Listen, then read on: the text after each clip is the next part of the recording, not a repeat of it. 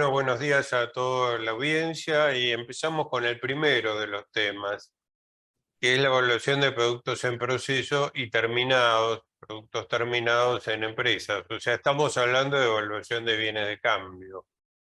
El método de evaluación al costo de los productos elaborados o en proceso de elaboración resulta fiscalmente, o sea, desde el punto de vista impositivo, en términos generales, el más conveniente, máxime considerando la prohibición de actualización de valores que contempla el artículo 93 de la Ley de Impuesto a las Ganancias. O sea, si vamos a la redacción de la ley, dice que cuando los costos, las ventas, la mercadería de reventa, etcétera, tengan más de 2 meses de antigüedad con anterioridad al cierre del ejercicio, corresponde su actualización. Pero si aplicamos el artículo 93, la actualización es con coeficiente 1, con lo cual, en la medida que estemos hablando de productos cuya evaluación nos llevan a más antigüedad que la del cierre del ejercicio, cuanto mayor es la antigüedad, mayor es el desfase. Ahora, cuando estamos hablando de productos elaborados o en proceso, el evaluar al costo significa menos que evaluar por el otro sistema. Vamos a ir viendo eso. ¿Por qué? Porque permite, en principio, evaluar impositivamente el stock de productos elaborados y en curso de elaboración a un valor más bajo, inferior al que resultaría de aplicar el otro método, el alternativo, que sería precio de venta, que sería precio de venta menos netos de gasto directo de venta y el margen de utilidad neta contenido. Esto es especialmente importante en los bienes de cambio cuyo proceso de elaboración requiere lapsos de tiempo prolongados. O sea, si estamos, no sé, en una fábrica de zapatillas, todos los días se terminan las zapatillas y esto no nos daría ninguna diferencia significativa por el transcurso del tiempo, sí por la metodología de la integración del costo versus precio de venta. O sea que en cierta forma la subvaluación de bienes de cambio repercute en el ajuste por inflación impositivo, dado que es menor el activo expuesto en el ajuste estático del ejercicio siguiente. O sea, no es que nos vamos a ahorrar definitivamente el dinero, sino que esa plata se va ajustando de diferente forma porque los bienes de cambio es un activo computable en el ajuste por inflación. Ahora, si lo tomamos en moneda constante, es un diferimiento que se mantiene a través del tiempo hasta tanto se disminuye el stock. Su utilización como método de evaluación contable de los bienes de cambio reduce el BPP y consecuentemente la base imponible del impuesto sobre los bienes personales, o sea, responsable sustituto. Como vamos a ir viendo, este método de evaluación nos lleva a que debe ser no solo impositivo, sino también contable, o por lo menos las registraciones contables que lo respalden adecuadamente. Y todo esto determina que la evaluación impositiva de los bienes de cambio forma parte de una adecuada planificación tributaria. O sea, síntesis, cuanto menor es la evaluación de los bienes de cambio, mayor es el diferimiento que se produce en el resultado sujeto a impuesto. ¿Cuáles son las normas? Para la evaluación de los productos elaborados, bienes de cambio, excepto inmuebles, la ley prevé dos posibilidades. Primero, precio de la última venta, neto de gasto de venta y margen de utilidad neta. Dos, costo de producción. ¿En cuál nos queremos centralizar? En el costo de producción. ¿Por qué? Porque da menos valor y diferimos el pago del impuesto.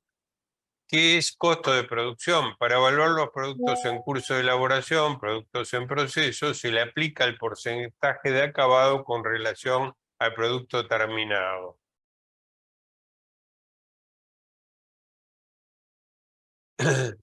Se requiere, para respaldar este sistema de costos, llevar sistemas que permitan la determinación del costo de producción de cada partida de productos elaborados, considerando como fecha de compra la de finalización de la elaboración de los bienes. Se entenderá por sistemas que permitan la determinación del costo de producción aquellos que exterioricen en forma analítica en los registros contables las distintas etapas del proceso productivo y posibiliten evaluar su eficiencia. Dejando de lado el exceso reglamentario incurrido respecto del requerimiento de evaluación de la eficiencia del sistema de costo implementado, es sí condición necesaria que las sucesivas etapas del proceso de fabricación se reflejen en la contabilidad mediante los asientos contables correspondientes.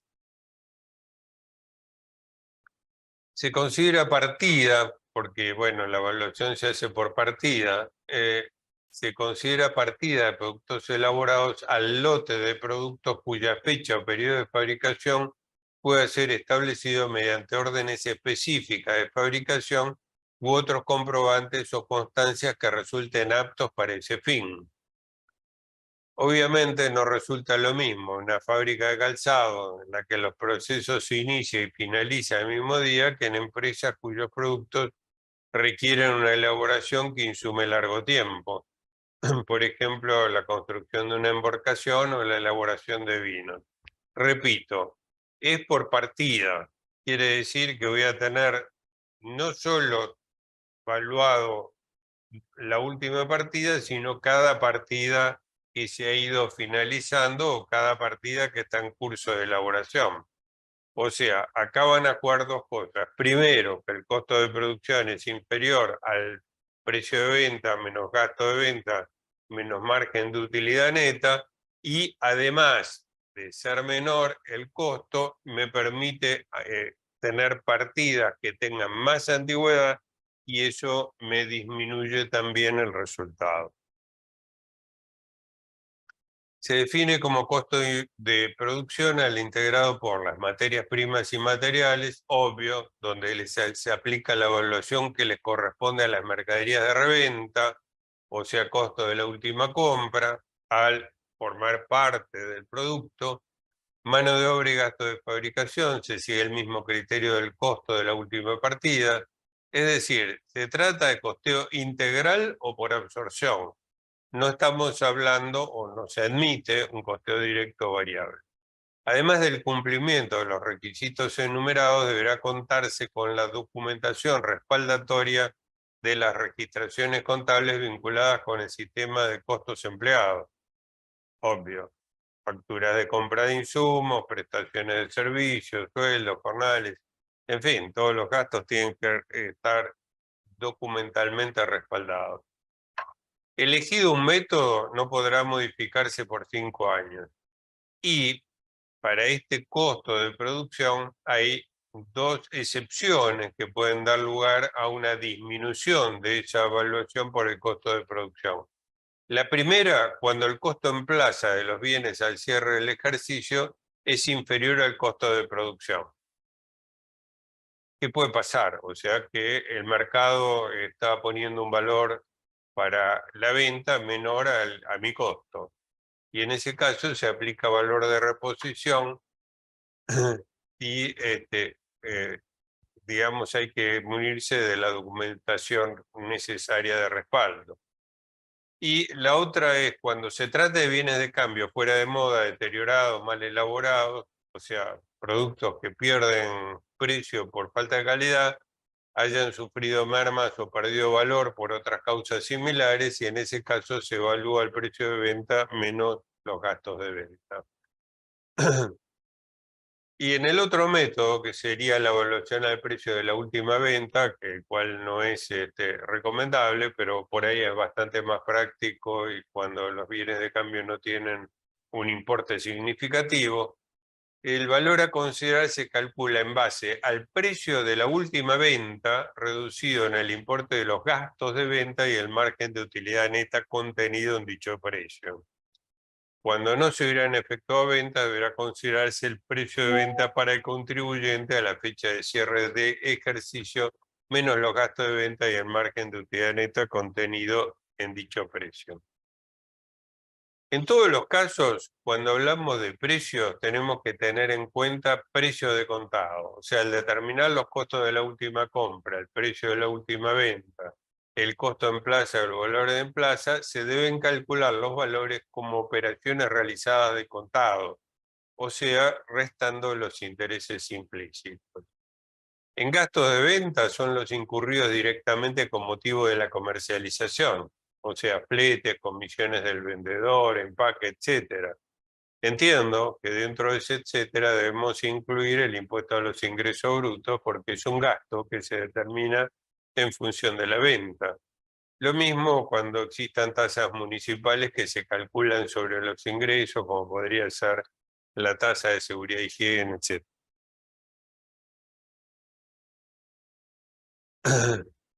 Algunas definiciones reglamentarias, margen de utilidad neta, el que surja por aplicación del coeficiente de rentabilidad neta asignado por el contribuyente a cada línea de productos.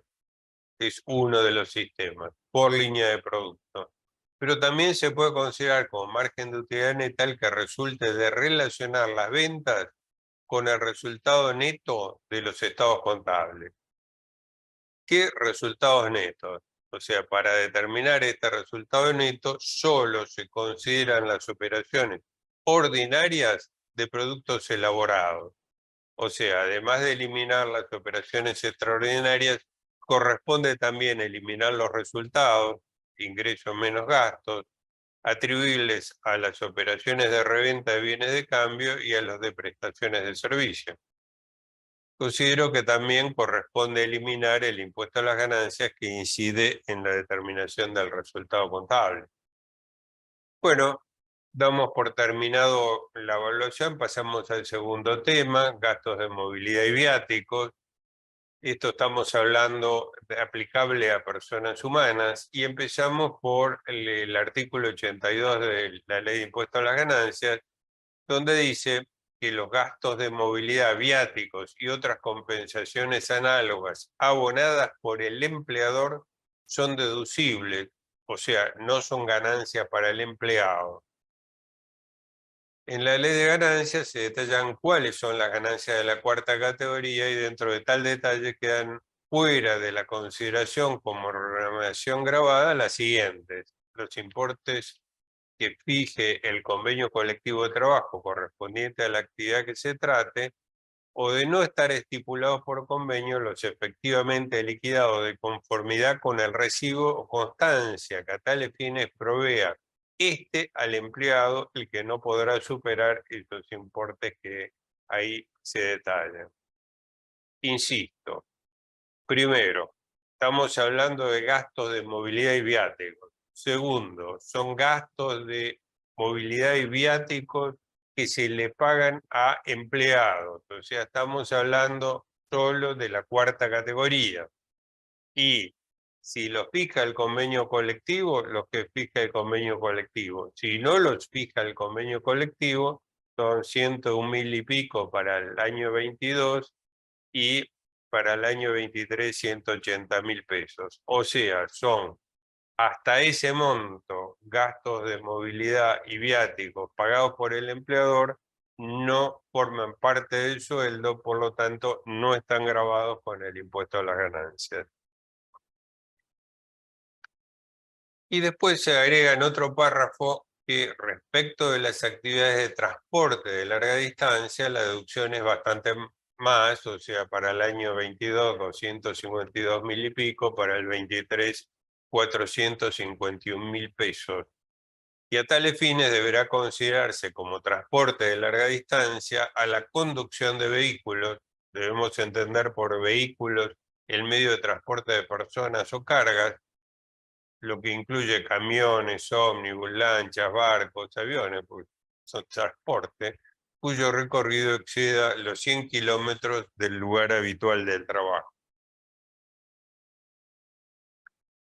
Y acá seguimos con las distorsiones, porque tratándose de actividad de transporte terrestre de larga distancia, también para más de 100 kilómetros, los montos pasan a ser más significativos, siempre son retribuciones del empleador que se pagan en concepto de viáticos y movilidad, y que para el año 22 es 1.200.000 y pico, y para el año 23 2.200.000 y pico. Y esta deducción, que la ley habla de transporte terrestre, y transporte terrestre para mí incluye todo, o sea, tanto de pasajeros como de carga, pero el decreto 18 del 2003 dice que resultará de aplicación para la actividad del transporte automotor de cargas de larga distancia, llevada a cabo en el marco del convenio colectivo de trabajo número 40 del 1 de enero de 1989 y sus modificaciones o aquel que lo sustituya. Obviamente, esta reforma a la ley tenía nombre y apellido, y por eso la reglamentación lo puso conforme a la ideología política de esta deducción. Porque la ley habla de transporte terrestre, lo cual incluye tanto el transporte de personas, ómnibus, como así también el de cargas. Y la reglamentación se ha excedido en sus facultades al interpretar que solo es aplicable al transporte de cargas. Si vamos al convenio colectivo de trabajo 40, define como conductor de larga distancia, que se entiende por conductor de larga distancia aquel que se encuentre afectado exclusivamente a la conducción de vehículos cuyo recorrido exceda los 100 kilómetros del lugar habitual de trabajo. Bueno, acá se agrega que tiene que ser conductor de larga distancia, pero de carga. No cualquier conductor de larga distancia encuadra dentro de la deducción según ha establecido el reglamento.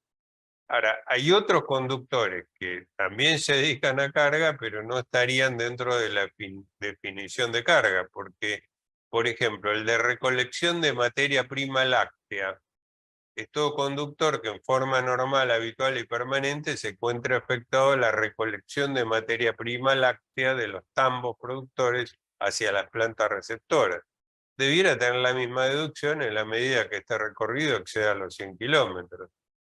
¿Y qué pasa con los conductores de camiones y camionetas de auxilio? También debieran estar dentro de la deducción o no gravabilidad de esas remuneraciones, pero no es transporte de carga. Tampoco es transporte de carga los conductores de grúas móviles, autogrúas. Bueno, todo esto hace a la inconsistencia de la normativa. O sea, de acuerdo al convenio colectivo de trabajo, parecía que solo encuadran en la deducción el conductor de larga distancia detallado en primer supuesto, y los demás, independientemente de la distancia que recorran, quedan fuera de la deducción incrementada del transporte terrestre. Queda en claro que todas estas deducciones solo resultan computables para los ingresos que encuadren en la cuarta categoría, pero no para los restantes. Digo, buen fenómeno. Son de las tantas inconsistencias que presenta hoy el desarticulado, no articulado, desarticulado impuesto a las ganancias. ¿Por qué? Pues si estamos hablando de gastos de movilidad, viáticos y otras compensaciones análogas para los empleados, no veo la diferencia del chofer de carga, del chofer de ómnibus o del viajante de comercio. Pero bueno, la ley lo dice así y no nos queda otra alternativa que aplicarla. Y con relación a los corredores y viajantes, la resolución 4396 estableció que es deducible para el caso de corredores y viajantes de comercio, cuando utilicen auto propio, la amortización impositiva del rodado y en su caso los intereses por deudas relativas a la adquisición del mismo.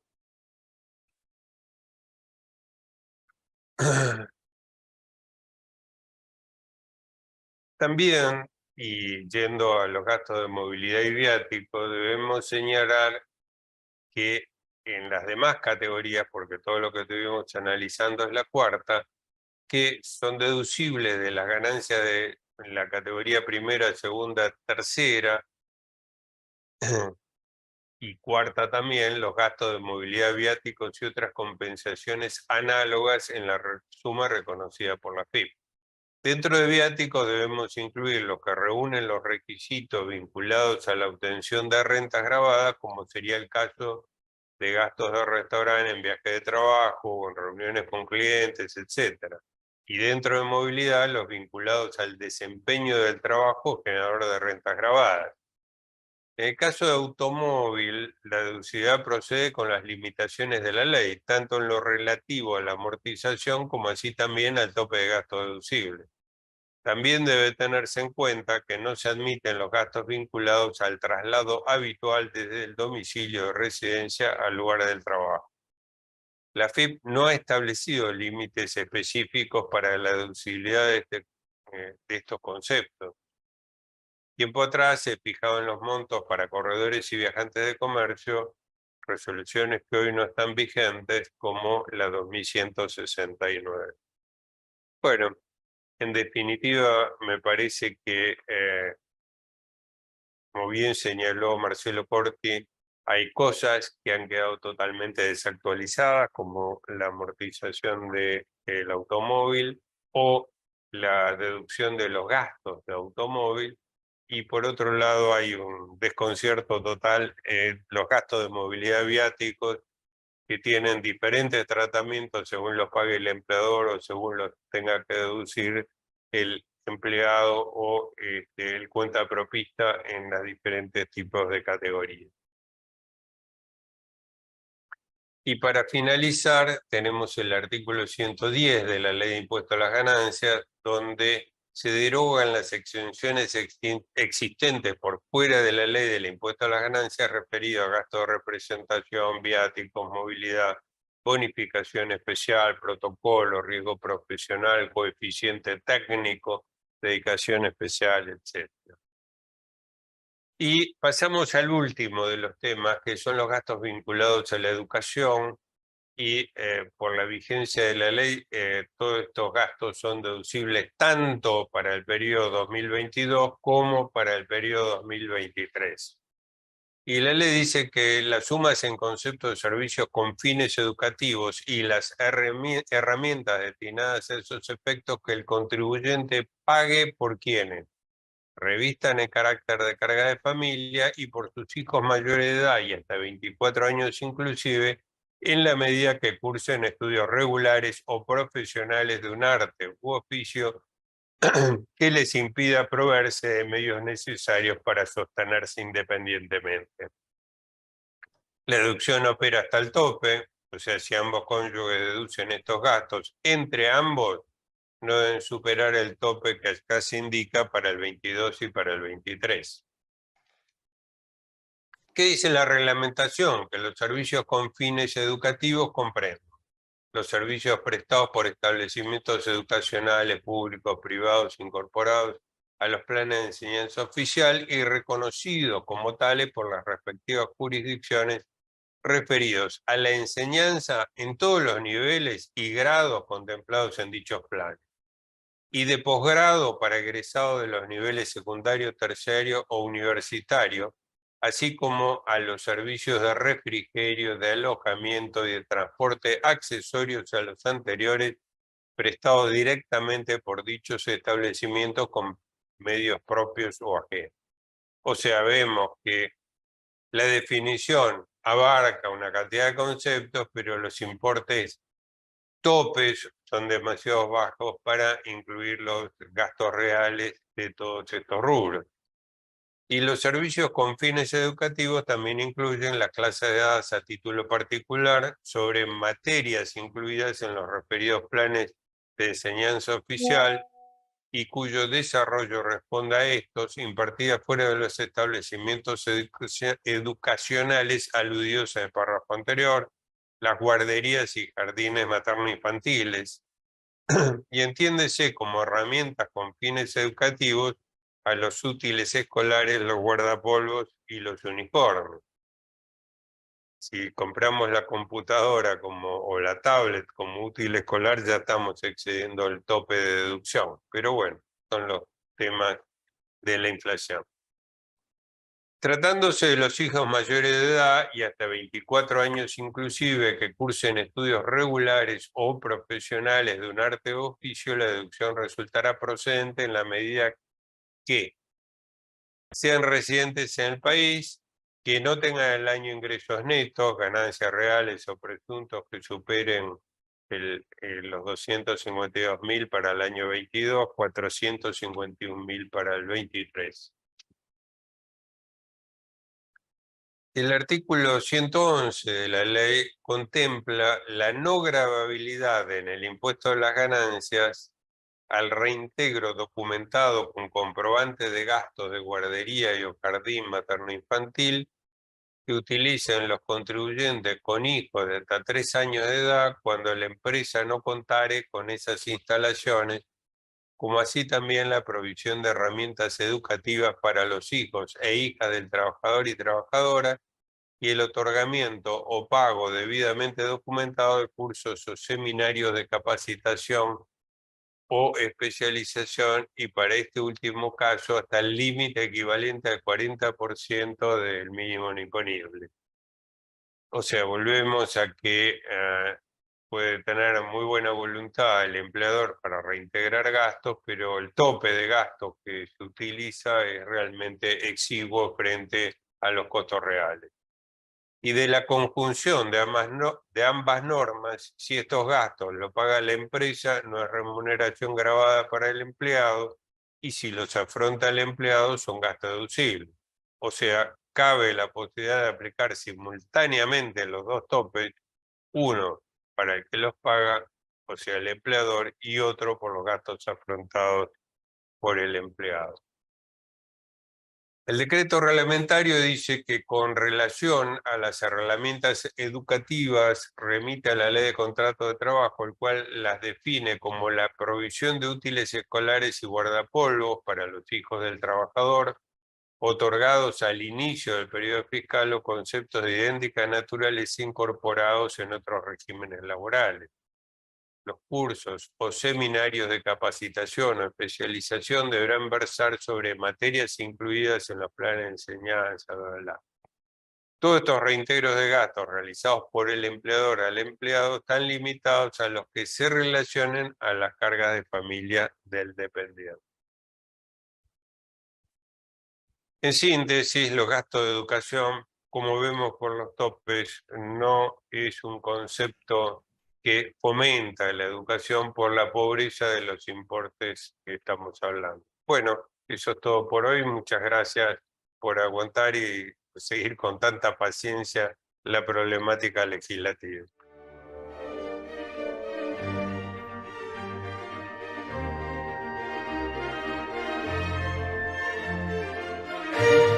Bueno, tengo 3 preguntas. La primera es de Franco, que pregunta: ¿los gastos de educación solo para empleados en relación de dependencia de cuarta categoría o para todas las categorías?